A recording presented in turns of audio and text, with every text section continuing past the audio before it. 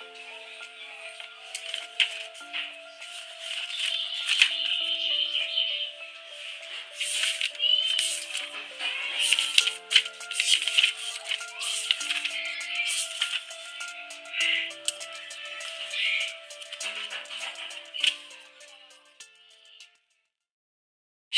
भगवद गीता के 5वें अध्याय का महामत्य। श्री भगवान कहते हैं, देवी, आप अब सब लोगों द्वारा सम्मानित 5वें अध्याय का महामत्य संक्षेप से बतलाता हूँ, सावधान होकर सुनो। मद्र देश में पुर नामक एक नगर है। उसमें पिंगल नामक एक ब्राह्मण रहता था। वह वेद पाठी ब्राह्मणों के विख्यात वंश में, जो सर्वथा निष्कलंक था, उत्पन्न हुआ था, किंतु अपने कुल के लिए उचित वेद शास्त्रों के स्वाध्याय को छोड़कर ढोल आदि बजाते हुए उसने नाच गान में मन लगाया। गीत, नृत्य और बाजा बजाने की कला में परिश्रम करके पिंगल ने बड़ी प्रसिद्धि प्राप्त कर ली और उसी से उसका राजभवन में भी प्रवेश हो गया। अब वह राजा के साथ रहने लगा और पराई स्त्रियों को बुला बुलाकर उनका उपभोग करने लगा। स्त्रियों के सिवा और कहीं उसका मन नहीं लगता था। धीरे धीरे अभिमान बढ़ जाने से उच्छृंखल होकर वह एकांत में राजा से दूसरों के दोष बतलाने लगा। पिंगल की एक स्त्री थी जिसका नाम था अरुणा। वह नीच कुल में उत्पन्न हुई थी और कामी पुरुषों के साथ विहार करने की इच्छा से सदा उन्हीं के खोज में घूमा करती थी।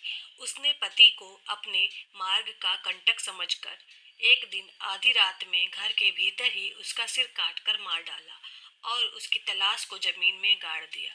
इस प्रकार प्राणों से वियुक्त होने पर वह यमलोक में पहुंचा और भीषण नरकों का उपभोग करके निर्जन वन में गिद्ध हुआ। अरुणा भी भगंदर रोग से अपने सुंदर शरीर को त्याग कर घोर नरक भोगने के पश्चात उसी वन में सुखी हुई। एक दिन वह दाना चुगने की इच्छा से इधर उधर फुदक रही थी। इतने में ही उस गिद्ध ने पूर्व जन्म के वैर के स्मरण करके उसे अपने तीखे नखों से फाड़ डाला। सुकी घायल होकर पानी से भरी हुई मनुष्य की खोपड़ी में गिरी। गिद्ध पुनः उसकी ओर झपटा। इतने में ही जाल फैलाने वाले बहेलियों ने उसे भी वानों का निशाना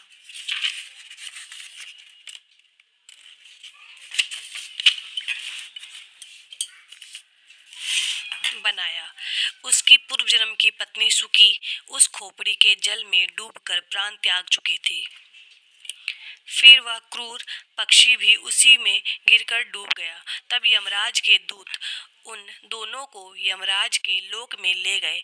वहां अपने पूर्वकृत पाप क्रम को याद करके दोनों ही भयभीत हो रहे थे।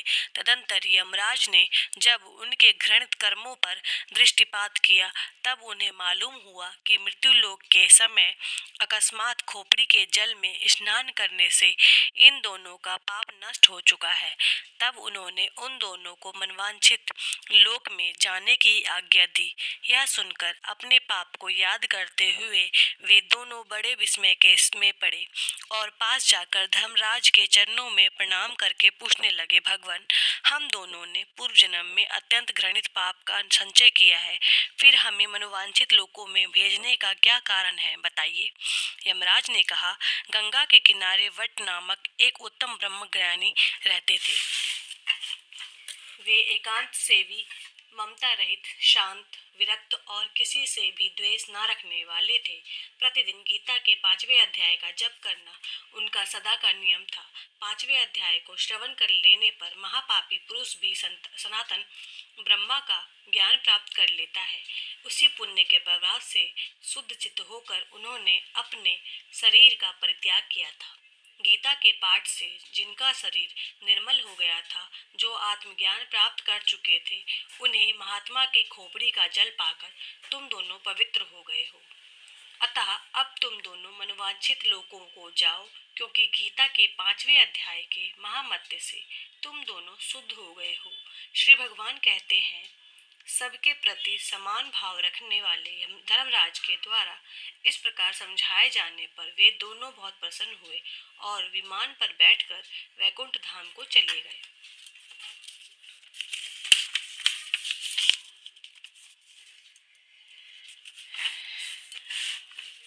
बोलिए श्री कृष्ण भगवान की जय।